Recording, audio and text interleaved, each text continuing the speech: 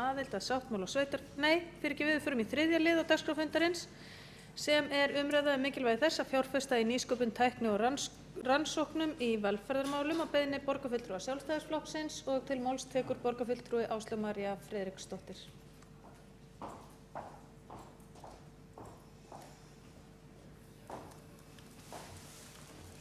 Forseti og borgarfulltrúar.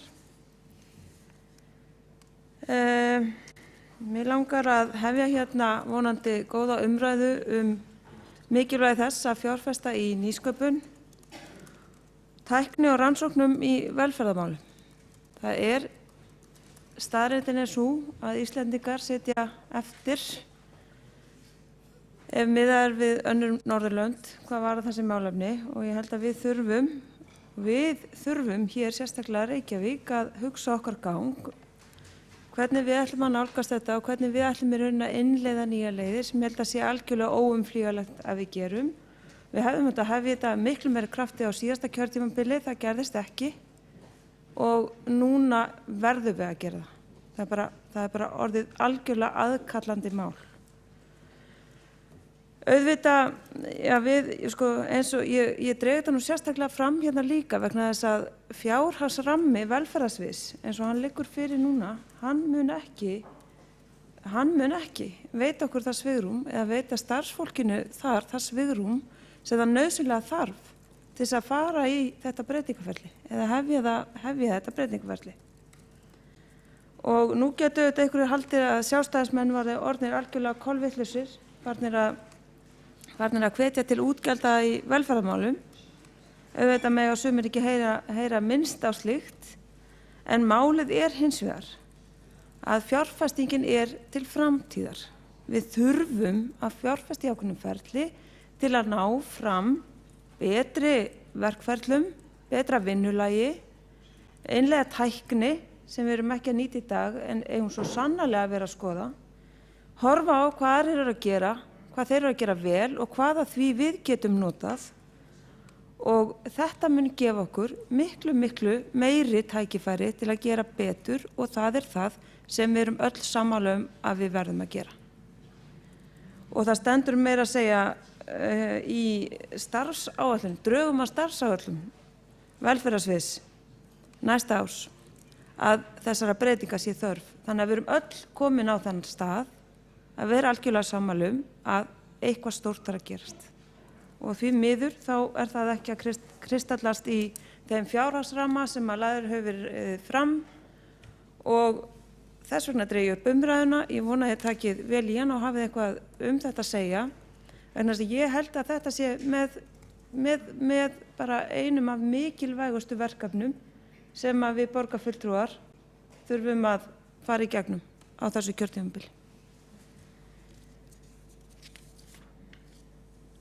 Öll stefnumótun í málaflokknum, í velferðarmálaflokknum og líka held ég annars staðar hefur svona hallast í þá átt að til dæmis veita fólki meiri tækifæri til að vera lengur heima, til að gera fólk sjálfstæðara í stað þess að stofnanavæða meira eins og við höfum gert. Við ætlum að hverfa frá því, við ætlum frekar að vinna með fólkinu í þeirra aðstæðum. Þetta í rauninni okkar stefnumótun í gegnum alveg ótrúlega marga málaflokka.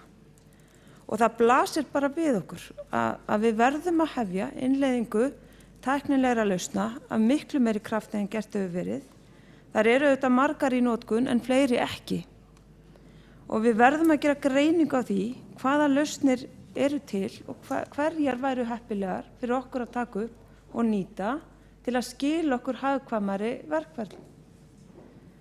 Þetta ofta ekki endilega mikla stofnfjárfestingar. Þetta ofta ekki dýr búnaður sem þarf að fjárfesta í. Þetta heldur frekar svona leiðbeiningar og kennsla og auðvitað þetta líka það að starfsfólk taki upp í raun og veru nýjar leiðir og það í rauninni svona, bara taki upp svona nýsköpunar hugsunina í starfinu.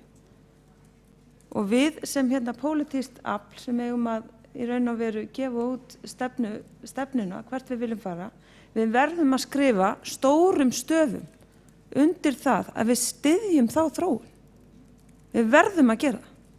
Og það þýðir ekkert að vera bara með stórum orðum, því þarf að fylgja fjármagn. Það verður að fylgja. En já, þetta oft lausnir eins og til dæmis, maður hefur séð að það verið að smíða viðmót, sérstaklega fyrir aldraða, sérstaklega fyrir Alzheimer sjúklinga, sérstaklega fyrir einhverja ákveðna hópa, utanum kannski bara einfaldar lausnir sem við notum daglega eins og til dæmis Skype. Það er að gera svo ótrúlega margt sniðugt ef við bara búum til svigrúmið. Það er auðvitað líka búnaður og auðvitað eigum við líka fjárfest í búnaði. Við höfum þetta innleiða notkun hans hvar sem við teljum að það muni gefa þeim einstaklingi sem átur að halda og okkur í rauninni svigrúm til þess að gefa enn betri þjónustu. Og þarna hefur maður verið að sjá og heyra af að hægt var að nota hreyfiskynjara, rafræna lykla, sjálf hreinsandi salerni, ég hef sjálf nú ekki séð slíkt, það var skemmtileg ferð, og fullkomnari faratæki að sjálfsögðu, og allt þetta getur auðvitað skipt miklu máli fyrir einstaklinga, spara bæði tíma og auðvitað þeim sem ekki gátu áður bara hjálpa sér upp á eigin spýtur. Og svo skiptir auðvitað öryggi máli því þetta getur alveg verulega haft gjörbreytt því að fólk upplifir sig öruggara en það gerði annars. En nýsköpunin er ekki bara rafrænir ferlar og búnaður, heldur snýst hún ekki síður að brjóta upp þjónustu sem veitt hefur verið með stofnanalegum hætti. Og þá þarf að horfa til þess að eins og við erum gagnrýnd fyrir í dag, þá er það þannig að notendur segja við okkur að þeim bjóðist þjónusta sem að okkur þóknast að bjóða en ekki sú þjónusta sem þeir þurfa á að halda. Þannig að þarfir kerfisins eru teknar fram fyrir þarfir notandans. Það er gagnrýnin sem við fáum. Og við þurfum að hlusta á hana og bregðast við. Þá eru þetta rannsóknir algjörlega nauðsynlegar því að við þurfum að greina þessi tækifæri, við þurfum að meta verkefnin og tilraunirnar og við þurfum að skilja hvernig við eigum að nota þær og hvar. Og þetta er auðvitað fengið með góðu vísindalegu starfi og við þurfum að fjárfesta í því sem hinu líka. Auðvitað er ýmislegt gert. Og það til dæmis hefur verið alveg gróska í heimahjúkrun og sem hefur breytt verulega aðstæðum sjúkra í Reykjavík. Þeir útskrifast nú miklu hraðar heldur en sjúklingar sem ekki búa í Reykjavík. Þetta er að vísu munnlegar heimildir frá starfsfólki velferðarsviðs en ég held að þau gætu alveg rökstutt þær mjög vísindalega ef svo bara undir. Þá er auðvitað þannig að aldraðir og fatlaðir, opinber stefna hér, samþykkt hér, er auðvitað að gera þeim kleift að vera lengur heima og allt það. Og við viljum að fatlaðir hætti að búa á herbergjasambýlum, heldur fái tækifæri til að búa á eigin heimili, eins sjálfstætt og mögulegt er. Og við höfum ekki tækifæri til þess að gera það með núverandi rekstrarformi, við verðum að brjóta þetta upp. Það er bara mjög einfalt. Eiginlega má segja að tilraunaverkefnið notendastýrða persónulega aðstoð sé svona bjartasta vonin. Þetta er frábært verkefni, það hefur leitt að sér svona dálítið mikla grósku, það hefur svona keyrt á hinu hefðbundu og stofnanarlegu úrræði og hins vegar eru engir fjármunir ætlaðir til þessa verkefnis inn í fjárhagsramma næsta árs. Og ég skal vera alveg sanngjörn, það heldur ekki neini fjármunir frá ríkinu ætlaði til verkefnisins, þannig að hvorki ríkin í Reykjavíkurborg að standa sig þar og þó að við vitum svona eða höfum heyrt að það sé eitthvað samkomulag að þessi þjónusta verði áfram, þá verðum við samt að vita hvaðan við ætlum að fá féð. Því það er ekki til eins og staðan er í dag. Ég segi að verkefnið notendastýrða persónulega aðstoð er einmitt svona kjarnaverkefni sem að vonandi mun kenna okkur ofboðslega margt. Þar til dæmis, það svona liður í því að brjóta upp þessa hefðbundnu nálgun og breyta sambandinu sem einstaklingur á við þann sem sinnir þjónustunni. Því að hún algjörlega þannig að frá því að vera þjónusta sem að sá sem hana veitir, frá því að vera þjónusta frá þeim sem hana veitir, allt annað að vera sá sem nýtur þjónustunnar og segir hinum hvernig á að veita hana. Þetta alveg gjörólíkt samband. Annars vegar það hið opinbera sem ákveður hvernig á að bera fram þjónustuna og segir þér bara hvernig þú færð þjónustuna. Hins vegar það þjónusta þar sem að þú í rauninni sækir þjónustu og segir þjónustu aðilánum hvernig hann á að veita hana. Þetta algjörlega gjörólíkt samband og getur leitt af sér ofboðslega mikla breytingar í þjónustu, en þá þarf líka að vinna að þeim. Og ég get ekki séð með við það sem unnist hefur nú, það sem hafið þessu kjörtímabili inn í velferðarráði, að við séum neitt að fara nokkuð í þessa átt eins og við þurfum að gera. Og það bara hreinlega rangt að bíða lengur, það bara rangt. Við höfum ekki tíma til þess. Við stefnum inn í tímabil þar sem við munum hvorki hafa starfsfólk til þess að sinna öllum þeim fjölda sem að inn kemur. Né getum við bætt þjónustuna því að hún alls ekki næg. En já, þess vegna þurfum við líka að hugsa. Við þurfum að hugsa hvaða kerfi við erum að reka. Við verðum að vera markvissari í því og reka þjónustu sem svona markvisst vinnur á því að innan hennar verði einhver nýsköpun. Við þurfum að breyta umhverfi starfsfólksins í það umhverfi sem líklegt til að fæða einhverjar hugmyndir af sér.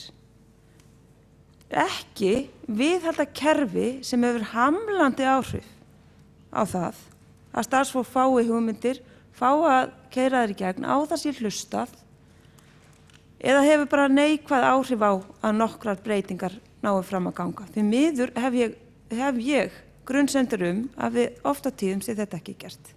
Og það bara í viðtölum og samtölum við starfsfólk og auðvitað notendur. Svo það þannig að drifkraftur nýsköpunarinnar, hann á sér alltaf frekar stað hjá einkaaðilum heldur en hinu opinbera, eins og staðan í dag, þó að svona hugmyndafræðilega ætti ekki að vera neinn munur á. Það ætti algjörlega að vera hægt að ná að knýja fram jafnmikla nýsköpun hjá hinu opinbera eins og gerist hjá einkaframtakinu. Það hins vegar eitthvað sem við erum að gera rangt og við þurfum að breyta því. Nýsköpun auðvitað háð því að bæði stjórnendurnir og starfsmenn hafi frelsi og getu til þess að prófa nýjar hugmyndir og leiðir. Umhverfið og viðhorf og menning innan einingana eða innan fyrirtækisins, þá Reykjavíkurborgar, þar getur bara skipt sköpum. Það verður að hafa það sem þarf innanborðs og það bara svo að það hefur ákveðna stífni gætt og hún hefur hamlað þessari þróun. Nú bara ekki lengur hægt að horfa fram hjá því að það notendur og stjórnendur kalla og við köllum á breytingar. Við erum búin að samþykkja stefnuna, við heyrum notendurna kalla á breytingarnar og nú þurfum við að brúa þetta bil. Hvernig ætlum við að fara í gegnum þær? Hvernig ætlum við að innleiða þær?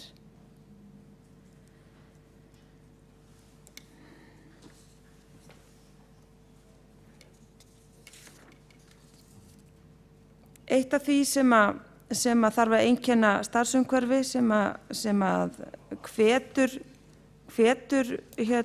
starfsmenn til þess að hugsa svolítið út fyrir kassan, sjá nýja leiðir, taka þátt í því að breyta ferlum, reyna að hafa jákvæð áhrif á starfið, jákvæð áhrif á verkferlana, finna út með hvaða nýju aðferðum væri hægt að gera betur og finnast þeir hafa frelsi til þess að það sé lögð gríðarleg áhersla á frumkvæði þeirra og það sé bara algjörlega lögð blessun yfir það sem við getum kallað lausnamiðuð hugsun. Þetta þarf að innleiða hjá Reykjavíkurborg. Þetta gerist ekki að sjálfu sér. Við þurfum að auðvitað vera þjónustulunduð og við þurfum að skilja þarfir notendana og telja það vera okkar forgangsverkefni að vinna eins vel að þeim og við getum. Það sem verst er og ekki má gerast að við látum það bara afskiptalaust, að við gætum verið að reka þjónustueiningar sem eru skipulega þannig að þetta rúmast ekki fyrir. Það sem er óskýr tilgangur, óskýr hlutverk og bara óskýr starfsemi, markmiðin eru ekki til staðar og menningin er þannig að samskiptin eru neikvæð, sjálfsálitið lítið og það er svona hálfgert metnaðarleysi. Þetta megum við ekki láta gerast og þetta þurfum við að mæla og við þurfum að stunda rannsóknir á þessu til þess að vita hvar við stöndum, þannig við séum ekki að halda áfram að reka þjónustu og reka starfsemi sem mun aldrei skila okkur á áfangastað.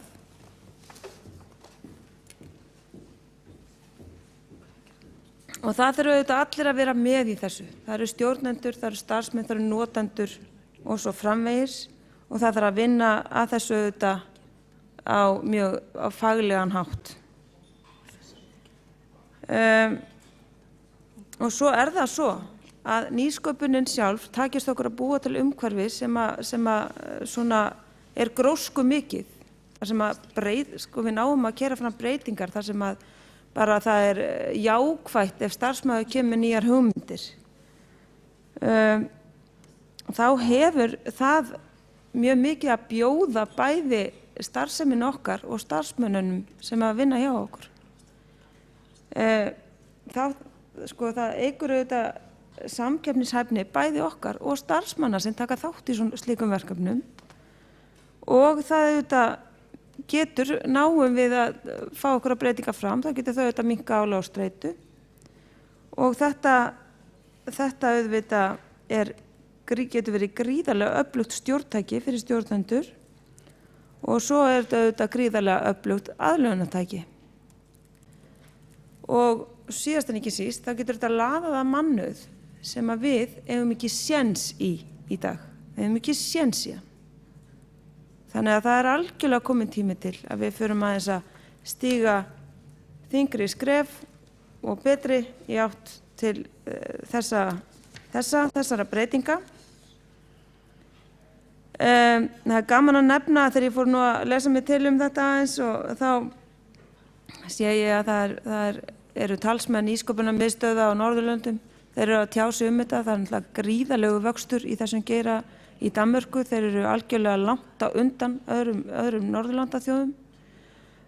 Danir til dæmis voru að fjárfesta fyrir 60 milljarða í einum svona sjóði, einum svona nýsköpunarsjóði og telja þetta vera algjört forgangsmál í bara því sem að gert verður á næstu árum.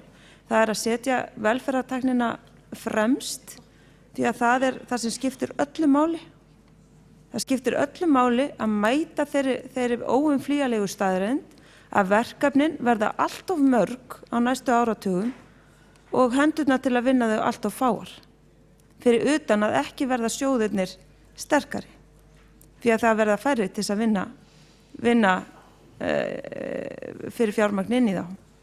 Þannig að það er til mikils unnið ef við getum fara að koma þessari þróun markvisst af stað hjá Reykjavíkurborg. Og það var nú eiginlega svona þess vegna sem að mig langaði til að hafa þessa umræðu hér. Þetta er ekki tillaga, vegna þess að mér fannst þú snemmt að fara að móta einhverja tillögu. Mig langar til að heyra hvað þið hafið þetta að segja. Mig langar til að vita ykkar sýn. Mig langar til að vita hvað þið ætlið að gera og hvað þið teljið líklegt að þið geti gert og við þá öll. mér finnst að við verðum að gera eitthvað, við verðum að búa til eitthvað sjóð, við verðum að stuðla eitthvað skona verkefni verði til, við verðum að setja í stað algjörlega markviss starf inn á sviðinu hvernig við ætlum að fara í gegnum þessar breytingar sem eru framundan og það kostar, það bara kostar og það er fé sem við fáum aftur, takist okkur vel upp, ef við erum á sein, ef við gerum ekki neitt og látum bara allt sem vind meirum þjóta og teljum að aldraði verði bara orðnir rosa heilbrigðir eftir 20 ár þegar fjöldi þeirra hefur tvöfaldast og allir geti bara verið heima án þess að við gerum neitt, þá eru það mjög afdrifarík mistök og afdrifarík. Þannig að ég eiginlega bara óska eftir því að fá að heyra hvernig þið lítið á þessi mál. Það er auðvitað þannig að við erum að reka fjöldan allan af þjónustuliðum þar sem bara starfsfólk er að fara heim til fólks, semst út á stöðum og heim til fólks. Þannig mikið ferðir, mikið samtal sem á sér stað bæði þegar fólk kemur til okkar og viti þeirra. Við erum með nær því 4.000 manns í heimaþjónustu, við erum með 2.400 manns í heimahjúkrun og við erum með hundruði fleira í allskyns þjónustu eins og liðveislu, frekari liðveislu. Í kvöld- og helgaþjónustun eru 650 manns. Þetta er risastórt og hver einasta pínku litla hagræðing sem við næðum að koma í gegn getur skipt gríðarlega miklu máli.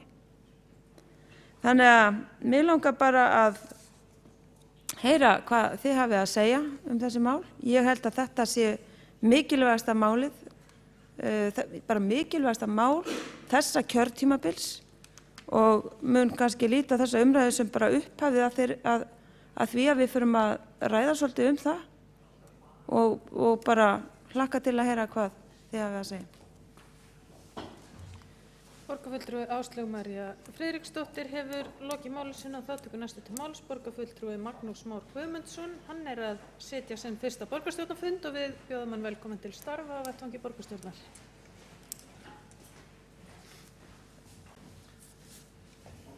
Frú forseti, ágæta borgarstjórn, ég vil byrja á því að fagna þessari umræðu sem hér fer fram að frumkvæði borgarfulltrúa Áslaugar Friðriksdóttur sem ég veit að hefur mikið passion fyrir nákvæmlega þessu eins og framkomi hérna máli og á þeim velferðarfundum sem ég hef sittið á örugglega komið upp á þeim öllum.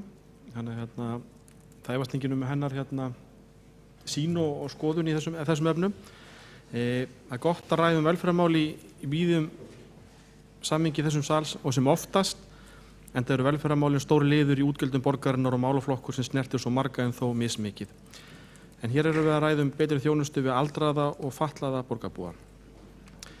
Velferðartækni snýst einfaldlega það hvernig við getum notað tækni til að auðvelda okkur lífið, auðvelda fólki sem þarf á aðstoð að halda frá velferðarkerfinu. Víðar er skilgreiningin vísa til tækni sem sérstaklega gagnast notendanum við að sækja sér að nýta velferðarþjónustu og er til þess fallin að viðhalda eða auka lífsgæði hans. Og er hægt að vera á móti því.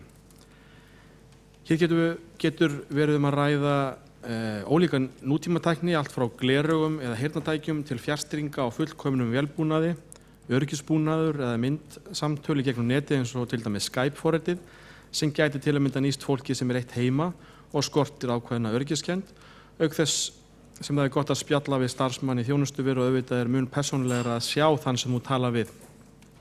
Leið sér þjónustufólkið notandann og hvernig hann hefur það án þess að þurfa að heimsækja viðkomandi, en slíkar heimsóknir munu auðvitað ekki leggjast af. Það er stefna hins opinbera að fólk geti búið sem lengst heima og að gera fólki kleift að taka eins virkan þátt í samfélaginu og vinnumarkað og kostur er. Það er því fróðlegt að skoða eins og borgarfulltrúinn kom inn á hér áðan mannfjöldaspár sem gera ráð fyrir miklum breytingum á næstu árum. 34% fjölgun íbúa hér á landi frá 2013 til 2060. Þar á mun hlutfall 60 ára og eldri fjölga úr 11,2% í 22,6% árið 2060. Sem sagt, vaxandi fjöldi eldri borgar á sama tíma og færri hendur eru til aðstoða, leið og kröfur hafa aukist og nýjar komið fram. Slíkt kallar eðli málsins samkvæmt á nýjar lausnir. Með því að nota nýja tækni í velferðarþjónustu aukast möguleikar á einveru og sjálfstæði, sem sjálfsagður hlutur sem við búum flest hver við, en það á ekki við alla, en þessu er hægt að breyta. Að sofa einn í eigin íbúð og tala milliliðalaust við annað fólk, þar skiptir tölva og öryggissnappur lykilmáli eða getur skipt lykilmáli. Líkt og framkom í máli Karls Guðmundssonar sem notandi og talaði á norrænni ráðstefnu nýsköpun og tækni í velferðarþjónustu sem framfór á Akureyri í byrjun júní. Í erindi Karlsins styðst við tölvu og öryggissnappi í hinu daglega lífi kom hennar fram að sú staðreynd að þurfa sífellt að hafa einhvern yfir sér sé mun frekar íþyngjandi en það hvernig einstaka aðstoð útfærð, svo sem við böðun, hreinlæti og slíkt. Hann sé einfaldlega aldrei einn með sjálfum sér og í ákveðnum skilningi skorti því á hefðbundið einkalíf. Því megi velta fyrir sér hvort ekki felist einmitt lífsgæði í einverunni, þar sem viðkomandi síður háður aðstoðamanni, samskipti eru milliliðalaus og ný tækifæri hreinlega blasi því við.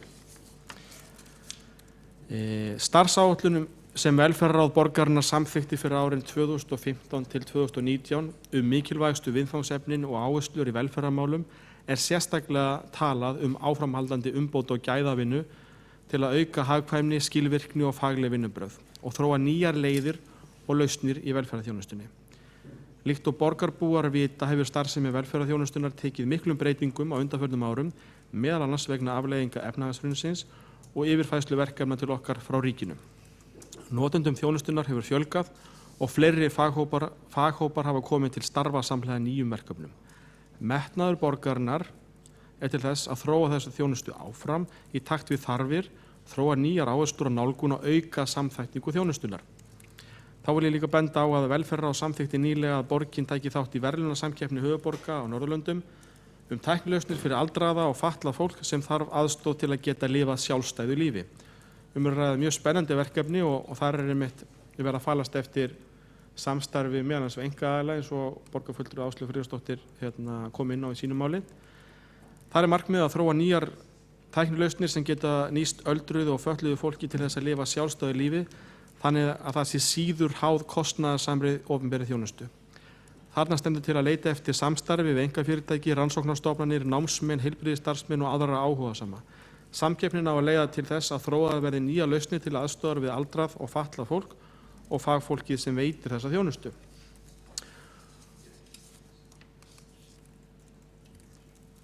Það nú klárlega þannig að borgin getur gert betur í þessum efnum og aðstæður hér undanfarin ár hafa þetta sett eðli málsins samkvæmt strik í reikningin. Þess vegna þessi umræða hér af hinu góða, mikilvæg brýning að hálfu borgarfulltrúa Áslaugar Friðjónsdóttur. Höldum henni áfram þessari annars vegar umræðan og vinnunni með opnum hug og þurfum að aðlega regluverkið eða öllu heldur kerfi þannig að við getum stuðist við nýja möguleika til hagsbóta fyrir borgarbúa sem þurfa á velferðarþjónustu að halda. Við getum lært margt frá nágrannalöndum okkar eins og kom fram í máli Áslaugar. Þar margt áhugavert og fróðlegt í gangi og ekki bara í útlöndum, heldur getum við líka lítið okkur nærri hér á landi, til dæmis til Akureyrar, í nýsköpun og tækni á öldrunarheimilum bæjarfélagsins. Markmiðið hlýtur að snúast meira en bara sparnað og heppilegri nýtingu, þó ég ætla ekki að gera lítið úr því. Betri þjónusta lykilatriði til að auka sjálfstæði og leið lífsgæði borgarbúa. Takk fyrir. Borgarfulltrúi Magnús Már Guðmundsson hefur lokið máli sínu og næst á mælendaskrá borgarfulltrúi Sigurður Björn Blöndal.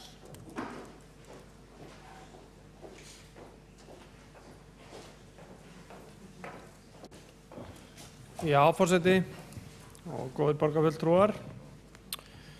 Ég vil nú þakka borgarfulltrúanum Áslaugu Friðriksdóttur fyrir að vekja máls á þessu. Þetta nú kannski eitthvað sem hefur ekki, þessi hugtök og þessi tenging nýsköpunar og tækni við velferðarþjónustu kannski ekki það sem hefur verið fólki efst í huga og þetta einhvern veginn hlutur sem svolítið að koma inn í umræðuna núna. Ég man til dæmis ekki þetta miklum umræðum þetta á síðasta kjörtímabili. Bara ef nokkrum satt segja en nú býð ég svo vel að sem sagt sitja sem aðalmaður í velferðarráði og því en maður auðvitað að læra margt nýtt og merkilegt. Það sem að ég kynnti mér aðeins, sko það var haldin þessi ráðstefna sem borgarfulltrúinn Magnús Már Guðmundsson nefndi hérna áðan á Akureyri síðasta sumar, sem að undir þessari yfirskrift hvað liggja möguleikarnir og ráðstefnu nýsköpun og tækni í velferðarþjónustu og þar það er þarna það er inn á vef velferðarráðuneytisins er allir fyrirlestari sem þarna voru fluttir og mjög margt merkilegt sem kemur þarna fram. Eins og Magnús Már borgarfulltrúi Guðmundsson nefndi þá var þarna mjög skemmtilegt erindi sem að notandi þjónustunnar Karl Guðmundsson var með og þar er ákveðin kjarni í sem sagt af hverju eigum við að vera í nýsköpun og þróun á tækni fyrir í velferðarþjónustu. Það er meðal annars til þess að menn eins og Karl sem mikið fatlaður geti til dæmis verið einir og hann auðvitað og verið sjálfstæður í sínu lífi. Það er auðvitað það er ekki endilega sparnaður sem að verður til vegna þess að það sé hægt að nota tækni til þess að gera líf Karls og annarra í svipari stöðu innihaldsríkara og með því að hann sé sjálfstæðari. Það er ekki sparnaður en hins vegar þá er það auðvitað, það er ekki beinn fjárhagslegu sparnaður, það er að segja að tæknin taki við af því sem að mannsöndin hefði gert áður, en það munar auðvitað mjög miklu fyrir Karl að þurfi ekki alltaf að hafa einhvern yfir sér. Það er augljóst. Og mér finnst það hérna eitt og sér fullgild ástæða fyrir því að skoða svona möguleika mjög náið. Annað sem að kom þarna fram kemur þarna fram í erindi sem að þarna var auðvitað að Danir virðast einhvern veginn vera hafa þróað þetta langmest og aðrir í raun og veru bara sáralítið, sýnist mér.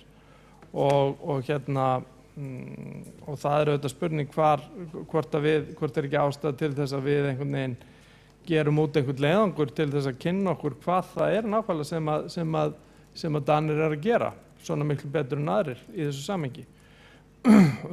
Hvaða þróun á sér þar stað sem er á sér ekki stað annar staðar og hvað nákvæmlega, þú veist, hvert er markmiðið nákvæmlega.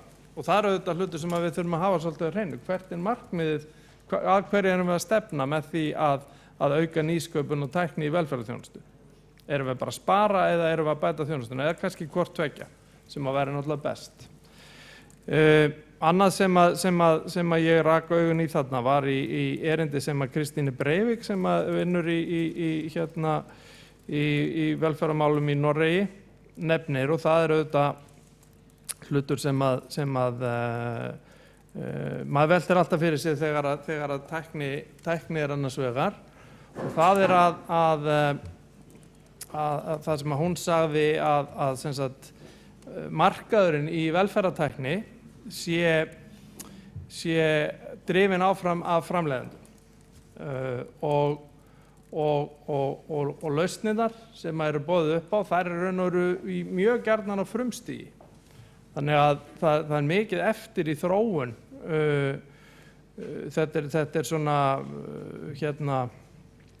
þetta er svona markaður sem að samkvæmt þessu sem að ég hef séð, þannig kannski er það ekki rétt, en er svona er í barnæsku í raun og veru, ef maður miðað við mannsævi. En ég bara held að við eigum auðvitað að fullri alvöru að setja einhverja skoðun á stað á velferðarsviði setja okkur skýr markmið hvernig við viljum innleiða þessa hluti, fyrst og fremst tæknina og við veltum þá þetta í leiðinni fyrir okkur hvernig við getum komið að nýsköpun í þessu. Sennilega mér sýnist nú svona í fljótu bragði að kannski verði stór hluti þess sem að gert við innleiðingu aukinna tækni- og velferðarsviði feli í sér nýsköpun. Þannig að það er gott á því að það fari vel saman. En já, þetta er bara, ég held að við ættum að hendi í það, borgarfulltrúi Áslaugu Friðriksdóttir, að kýla einhverja skoðun í gang hana, hvað við getum gert. Takk fyrir það. Borgarfulltrúi S. Björn Blöndal hefur lokið máli sínu og næst á mælendaskrá er borgarfulltrúi Sveinbjörg Birna Sveinbjörnsdóttir.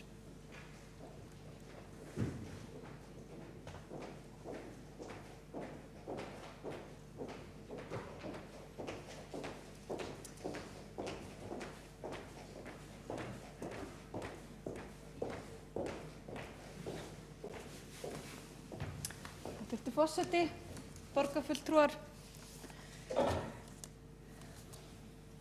Þetta er bara mjög skemmtileg umræða og greinilega að það er mikil samstaða þetta. Ég þurfti nú að hafa dálítið fyrir því að átta mig á því þessari hugtakanotkun sem er í þessu og hvert var innleggið í tillögunni. Og þetta er greinilega landslag sem að kannski sem betur fyrir maður hefur ekki þurft að kynna sjálfur en kemur nú samt sem áður í hlut minn, svona síðar meira að minnsta kosti, með öldrun foreldra og annað slíkt. En ég tók saman nokkra punkta sem mig langar með aðstoð hennar Gretu sem að situr hjá okkur líka í velferðarráði og langar að deila þeim aðeins með ykkur. Ljóst er að krefjandi verkefni liggi fyrir sveitarfélögin á komandi árum í velferðarmálum í ljósi vaxandi fjölda eldri borgara sem og annarra þjónustuhópa með mismunandi þjónustuþarfir. Umræðan velferðarþjónustu hingað til hefur einkennst af kröfum aukið fjármagn, fleiri hjúkrunarrými og fleira starfsfólk, en þessi nálgun virðist ekki muna duga til í framtíðinni og er almennt viðurkennt að leita þurfi nýrra leiða í velferðarþjónustunni. Og þess vegna fögnum við mjög hjá Framsókn og flugvallavinum þessari nálgun borgarfulltrúa Áslaugar Maríu Friðriksdóttur. Mikilvægt er að stefna borgarinnar endurspegli þessa þróun og gerir fólki kleift að búa sér lengst heima við sem og gerir fólki kleift að taka eins virkan þátt í samfélaginu og frekast gerist kostur. Það er hluti af mannréttindum fólks að geta valið sér búsetustað, hvar og með hverjum það býr, sem og að fólk hafa aðgang að samfélagslegri aðstoð og félagsskap. En til þess að það geti orðið þarf að huga að öryggi á heimilinu og að mætt sér þörfum viðkomandi einstaklings hverju sinni. Eins og margir þekkja er gott dæmi þetta svokallar öryggisnappur sem nú þegar margir eldri borgarar hafa á heimilinu sínum. Mikill kostnaður fylgir því að hafa stöðugt einhvern á vakt á heimili viðkomandi þjónustunotanda, svo ekki sé tala það staðreynd að það geti verið íþyngjandi að hafa sífellt einhvern yfir sér og geti það skert rétt viðkomandi til hefðbundins einkalífs. Þess vegna getur velferðartækni verið mikilvæg þáttur í því að auka sjálfstæði einstaklinga og getur þeirra til daglegra athafna, getur til samskipta og aukins öryggis. En hvað snýst þá þessi velferðartækni sem að hefur verið velt upp hérna? Hún snýst tækni til þess að viðhalda og auka þátttöku í daglegu lífi sem og að viðhalda og auka lífsgæði. Velferðartækni getur til dæmis snúist öryggisbúnað eins og minnst var á hér áður, tækni til félagslegra samskipta svo sem spjaldtölvur og annað slíkt til þess að minnka fjarlægð milli aðstandenda og þjónustunotenda. Tækni til þjálfunar og umönnunar sem og tækni til þess að styðja við bætta líðan og styðja við missi. Þess vegna teljum við í Framsókn og flugvallavinum mikilvægt að einstaklingsbundnar tæknilausnir fái meira vægi í daglegri þjónustu við notendur og sú vinna verði unnin í samræmi við stefnu sem mér heyrist að vera lögð fram. Sífellt stærri hópur getur nýtt sér þá tækni sem nú þegar til staðar og má þar til dæmis nefna aðstoðartækni við þrif, svokallaðar róbótaryksugur eins og oft hefur verið nefnt svo spjaldtölvur og snjalltækni. Nauðsynlegt er að bæta viðhorf gagnvart tækninni, það er að segja að hún sé verkfæri og eðlilegur þáttur í daglegu lífi fólks með skerta færni og nýtist bæði í leik og starfi. Við teljum að þessu sé best komið fyrir með samstarfi milli ríkis og sveitarfélaga þar sem ríki hefur aukið mjög fjármagn til nýsköpunar síðastliðna missera. Það er hagur okkar allra að finna lausnir sem nýtast til framtíðar og væri kjörið tækifæri fyrir Reykjavíkurborg að setjast að þróunarverkefni á þessu sviði líkt og gert hefur á öldrunarheimili Akureyrar. Takk fyrir. Borgarfulltrúi Sveinbjörg Birna Sveinbjörnsdóttir hefur lokið máli sínu. Þá næstur á mælendaskrá Þá hefur borgarfulltrúi S. Björn Blöndal óskað eftir að veita andsvar við ræðu borgarfulltrúans.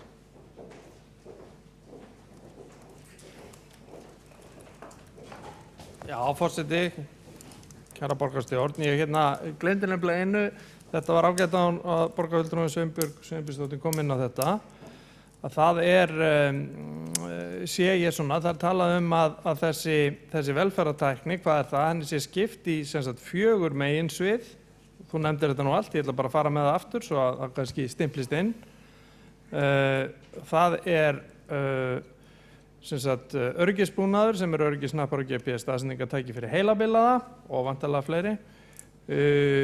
Tækni til að bæta fyrir missi og styðja við bæta líðan, það þá væntanlega missi á einhverju getu eða jafnvel limum eða öðru slíku, tækni til félagslegra samskipta og tækni til þjálfunar og umönnunar. Þannig að þetta sýnist mér, ég svo sem nú ekki neitt sérfræðingur í þessu, mér sýnist þetta vera gegnumgangandi, litið á þetta sem 4 meginþætti velferðartækni. Það er ágætt að hafa það í huga bara. Takk fyrir. Borgarfulltrúi S. Björn Blöndal hefur lokið við að veita andsvar. Þá andsvörum lokið og næstur á mælendaskrá borgarfulltrúi Halldór Auðar Svansson.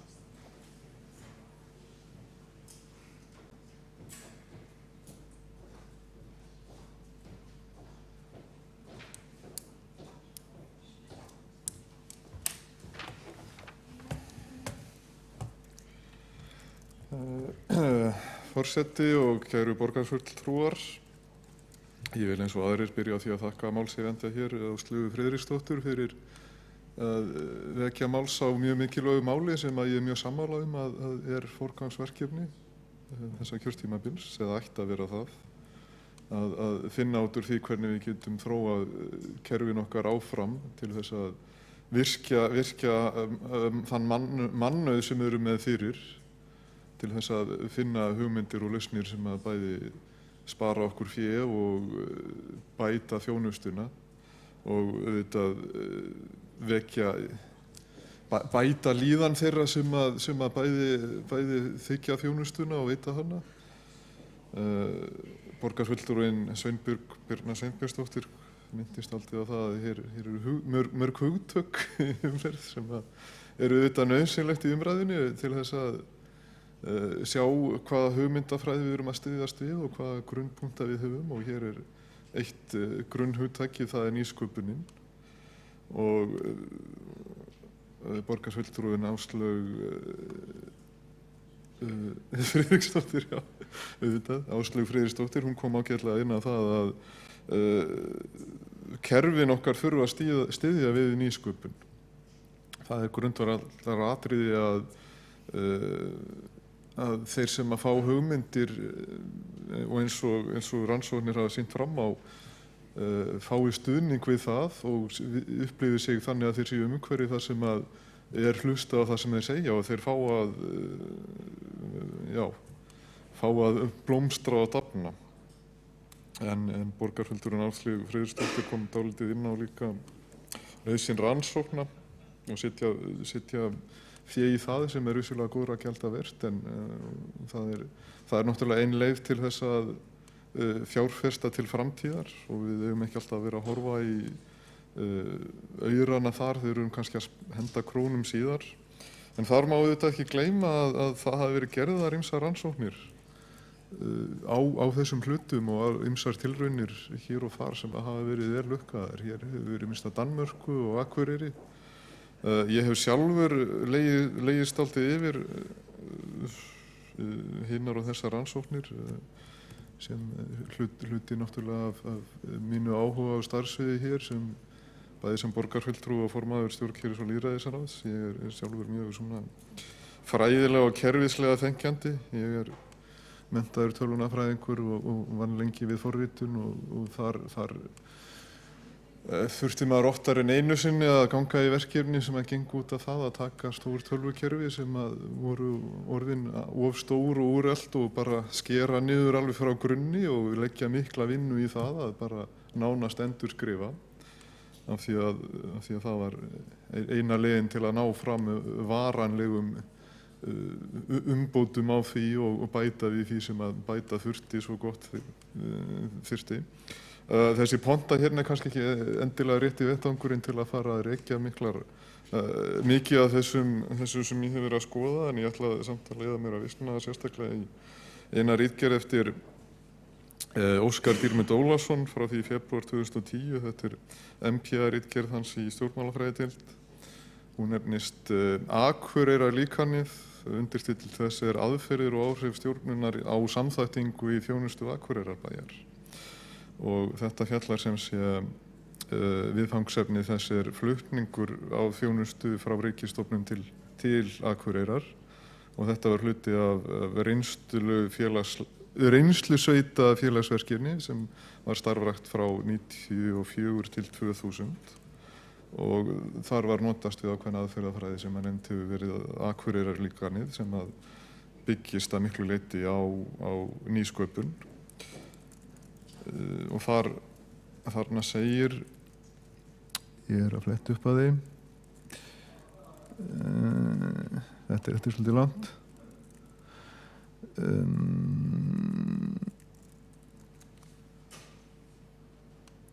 Já, hér er það. Með leyfi forseta, í rannsóknum að þessu sviði hefur komið í ljós að 80% árangursríkra nýjunga í opinberri stjórnsýslu hafa komið frá millistjórnendum og framlínustarfsmönnum. Það er sem sé fólkið á gólfinu. Því er talið mikilvægt að starfshættir opinberra aðila taki ríkt mið af því að auðvelda þessum hópi starfsmanna að vinna að nýsköpun, skapa hugmyndir, velja góðar hugmyndir, umbreyta hugmynd í framkvæmd og styðja að innleiðingu þannig að sem mestur árangur náist. Drucker, það er sem sé Peter Drucker, hefur bent á að þau fyrirtæki og þær stofnanir sem valddreifa, það er annað hugtak, með flatari píramída í skipulagi og starfrækja smærri teymi nái fram meiri sköpun og þróun í starfsháttum sínum. Og það myndi ég segja væri annað viðfangsefni þessa kjörtímabils sem er í ágætu samræmi við fyrirhuguð verkefni stjórnkerfis og lýðræðisráðs, og eins og kveðið á í meirihlutasáttmálanum að dreifa valdinu frekar og finna leiðir til þess og færa það til fólksins. Maður hefur séð það í skýrslu umboðsmanns borgarbúa og heyrt það víðar auðvitað að það hefur verið talað um það þjónustumiðstöðvarnar, hvert framtíðar hlutverk þeirra eigi að vera, hvort að það er ekki réttast að efla þær og kannski auka aðkomu notenda meira að þjónustunni í gegnum hana. Og þá langar mig að skjóta inn í því samhengi öðru enn einu hugtakinu sem er valdefling.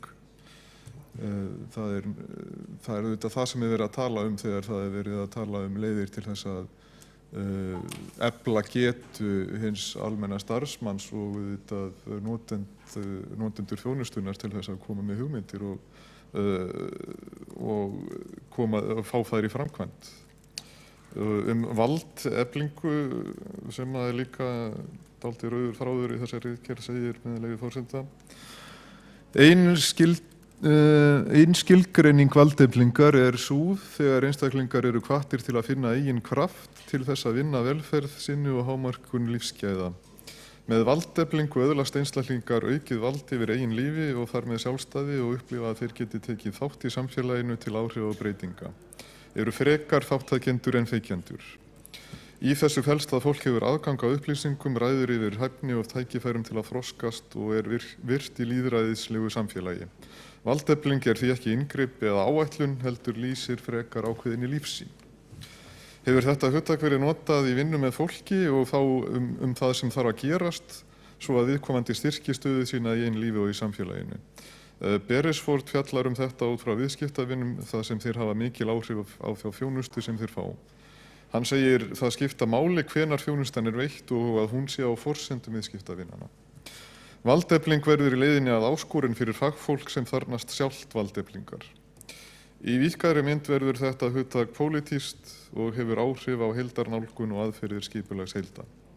Leiðir slíkt oft til grundvallar breytinga á stjórnsýslu, formi, ferli og markmiðum þjónustunar. Og þó að vissulega margt kosti pening, þá það hvernig við tölum og hvaða hugmyndafræði við nálgumst og hvaða skilaboð við sendum og hvaða anda við reynum að innleiða, það kostar ekki neitt. Takk fyrir. Halldór Heiðar Svansson, borgarfulltrúi, hefur lokið máli sínu og næstur á mælendaskrá er borgarfulltrúi Halldór Halldórsson.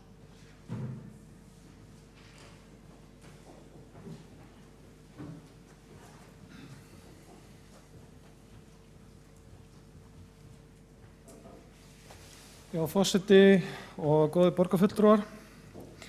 Já, við erum að ræða hér alveg gríðarlega stórt mál, alveg risavaxið mál og ég held að fólk sé alltaf átt sig betur og betur á því hvað við erum, hvað þessi málaflokkur er stór og stækkandi. Og en maður leiðir svo hugan á sama tíma að því að við fengum hér skýrslu McKinsey sem ég nefni nú mjög oft fyrir 2 árum, þar sem að ráðlegging til okkar sem þjóðar er svo að við verðum að minnka kerfið og það er ekkert lítið. Þessi skýrsla var nú tekin það alvarlega að ríkisstjórnin ákvaða að setja af stað vettvang sem að heitir samstarfsvettvangur aukna hagsæld á Íslandi og hann á að horfa 30 ár fram í tímann með skýrslu McKinsey sem svona stuðningsgagn. Þar er verið að tala að hið opinbera þurfa að fækka 13.000 störf. Hvernig, og þau störf þurfa að færast yfir í almenna geirann til þess að stuðla að aukinni hagsæld á landinu vegna þess að við séum bara einfaldlega komin nú þegar með miklu stærra kerfi, með allt og stórt kerfi. En það stefnir í miklu stærra kerfi. Þessi umræða sem að þið voru að taka, hún snýr að því að auka lífsgæði fólks, en hún snýr líka því að draga úr kostnaði. Og þess vegna er þetta svo mikilvæg umræða sem að borgarfulltrúi Áslaug María Friðriksdóttir byrjaði hér með. Það er það, hvernig ætlum við að vega þetta tvennt? Annars vegar það að við erum nú þegar komin kannski með stærra kerfi heldur en við ráðum almennilega við í þessu litla samfélagi okkar og hins vegar það að við viljum að sjálfsögðu auka lífsgæði þeirra sem að þurfa á þjónustuna að halda. Þegar svona meðaltöl segja það að þegar fólk eru 65 ára og eldra þá sé 4 sinnum hærri kostnaður vegna þjónustu við þá einstaklinga. Og í dag að þá eru 70 ára og eldri í okkar samfélagi á Íslandi eru 29.000 manns en verða eftir 2 áratugi tæplega 60.000. Þannig að það er gríðarlega mikil þörf framundan. Við erum í rauninni að tala að það þurfa að byggja, ef við miðum við hvernig við mönnum hjúkrunarheimilin í dag, að það þurfa að byggja 1,5 hjúkrunarheimili á ári bara næstu 40 árin. 1,5 hjúkrunarheimili á ári. Þess vegna er þessi umræða svo gríðarlega mikilvæg. Hvernig getum við nýtt okkur þessa tækni sem að eykur lífsgæði, dregur úr kostnaði, til dæmis við lyfjagjöf og bætt skipulag vegna mönnunar þjónustu. Ég ætla ekki að fara yfir það sem að þið voru að tala hér áðan. Ég held að mér finnst fólk vera að setja sig mjög vel inn í þessi mál. Þannig að mér finnst við standa á okkur tímamótum í þessu. Og bæði spennandi tímamótum en leið krefjandi vegna þess að við viljum ekki draga úr þjónustu. Við viljum auka lífsgæði fólks. En það getur gerst með því að breyta kerfinu. Og ég var í heimsókn á Hrafnistu á dögunum og þar er farið að vinna eftir nýrri hugmyndafræði til dæmis bæði í Kópavogi og Reykjanesbæ. Það er ekki búið að koma því á hér hjá okkur í Reykjavík eða í Hafnarfirði, en það er stefnan. Og það er bara þjónustan orðið miklu einstaklingsmiðari og mælingar sýna að kostnaður við lyfjagjöf og eitt og annað slíkt er miklu minni. Þannig eru tækifæri.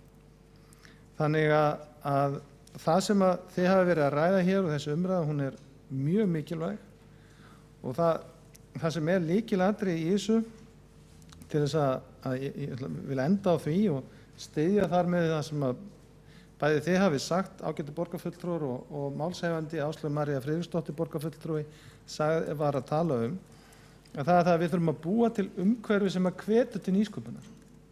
Umhverfi sem hvetur til nýsköpunar er með tæknina, það hefur ferlana, það hefur skýran tilgang og það hefur háleit markmið. Það er gríðarlega háleit markmið til þess að koma þessu á Og það svona leiðir af sér bara frumkvæði og lausna með að hugsun. Þannig að og sem að laða svo að eftirsóknarverðasta mannauðin eins og þið mörg hver komið inn á. Þannig að frá þessari umræðu að þá bara ég spenntur að sjá hvernig næstu skref verða tekin, framkvæmdin sem að auðvitað velferðarráð hlýtur að fara í framhaldi af þessu. Halldór Halldórsson, borgarfulltrúi, hefur lokið máli sínu og þá næsta á mælendaskrá borgarfulltrúi Áslaug María Friðriksdóttir.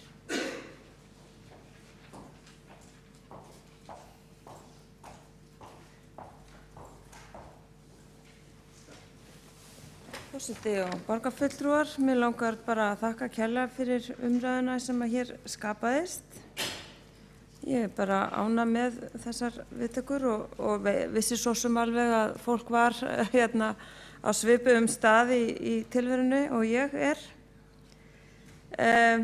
Mér líst mjög vel á svona þær væntingar sem að fólust í því sem að borgarfulltrúi Björn S. Blöndal lagði til að kýla ykkur í gang og býð bara eftir að heyra nánar hvernig við förum að því. Hins vegar vil ég svona kannski taka fram að þó að sko margir að tala svona velferðartækni, þá er tæknin bara einn hluti. Við þurfum að tala hvernig nýsköpunin verður til í rekstrunum okkar. Það er lykilatriði. Það er miklu meira lykilatriði heldur en hitt. Finnst mér þó mér finnst bæði mjög merkilegt og bæði mjög mikilvægt. Svo er það auðvitað þannig og gaman að heyra það hjá borgarfulltrúi Halldóri Auðari Svanssyni sem er komin úr tölvunarfræðinni, að þá er það auðvitað svo að þar hafa menn verið að þróa þær leiðir sem virðast vera einhvern veginn skilvirkastar í verkefnastjórn, í rauninni umbyltingu kerfa, í endurnýjun og svona þessum tilfærslum. Þaðan eru komnar allar þessar nýju stjórnunarleiðir eins og Lean og Agile og Scrum, þetta á sér rætur í nákvæmlega tölvunarfræði. Og við eigum að fara að horfa líka miklu meir í þessa átt. Við eigum að fara að tileinka okkur þessa stjórnunarhætti.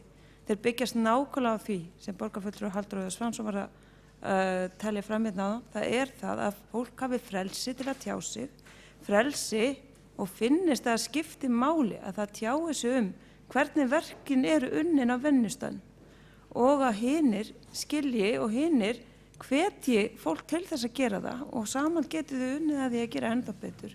Þetta er algjört lykilatriði í þessari umbyltingu. Þannig að við skulum ekki bara fara að horfa á tæknina, heldur er í raun og veru vagga hennar eða umhverfið þar sem innleiða á tæknina verður að vera tilbúið til þess að taka upp þessar nýju leiðir. Svo bara þakka ég kærlega fyrir og vonast til bara að við ræðum þetta betur á næsta velferðarráðsfundi, en enga síður þá held ég að það þurfi líka að koma til umræðu í borgarráði, því að þó við öll vildum auðvitað við gætum hagrætt inn í næsta ár fyrir þeim verkefnum sem við höfum, þá get ég ekki séð að það sé hægt miðað við þann ramma sem við höfum í dag. Ég get ekki séð. Borgarfulltrúi Áslaug María Friðriksdóttir hefur lokið máli sínu og þá er umræðu lokið og við göngum til 5. liðar á dagskrá fundarins, 4. liðar á dagskrá fundarins, fyrirgefiði, sem er umræða